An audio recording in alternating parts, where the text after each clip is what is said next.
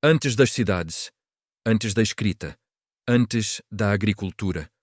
Quando a humanidade ainda deveria ser apenas nômade, alguém construiu isto. No alto de uma colina na Turquia, pedras gigantes foram erguidas com precisão ritualística, sem ferramentas avançadas, sem registros, sem explicação. Göbekli Tepe não é apenas antigo, ele é antigo demais. A arqueologia dizia que o ser humano primeiro aprendeu a plantar, depois construiu cidades, e só então, templos.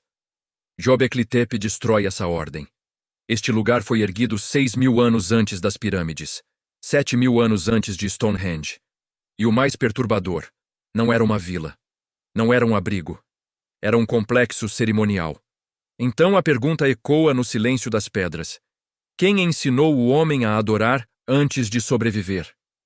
Göbekli Tepe foi datado em cerca de 12.000 anos. Uma época em que, oficialmente, a humanidade não possuía organização social complexa. Mesmo assim, alguém cortou blocos de até 20 toneladas, transportou essas pedras por centenas de metros, ergueu pilares em forma de T com até 6 metros de altura, alinhou tudo com precisão simbólica. Tudo isso antes da roda, antes do metal, antes da escrita. Os pilares de Göbekli Tepe não são simples pedras. Eles exibem escorpiões, serpentes, abutres, javalis, raposas, símbolos abstratos que não pertencem a nenhuma linguagem conhecida. Alguns pilares parecem figuras humanas estilizadas, com braços, mãos e cintos esculpidos.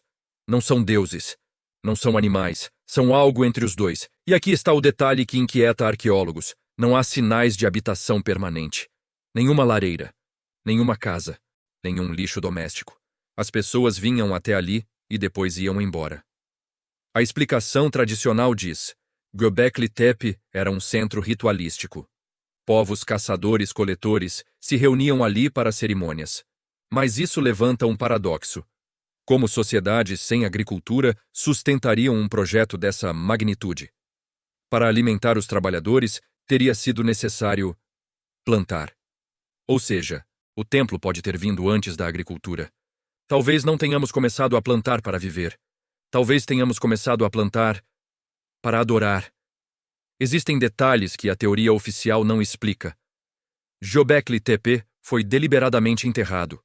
Camadas e mais camadas de terra foram jogadas sobre o local. Como se alguém quisesse escondê-lo. Não foi abandono, foi sepultamento. Por quê? Alguns pesquisadores sugerem mudança religiosa, colapso cultural, medo do próprio conhecimento criado ali. Outros vão além.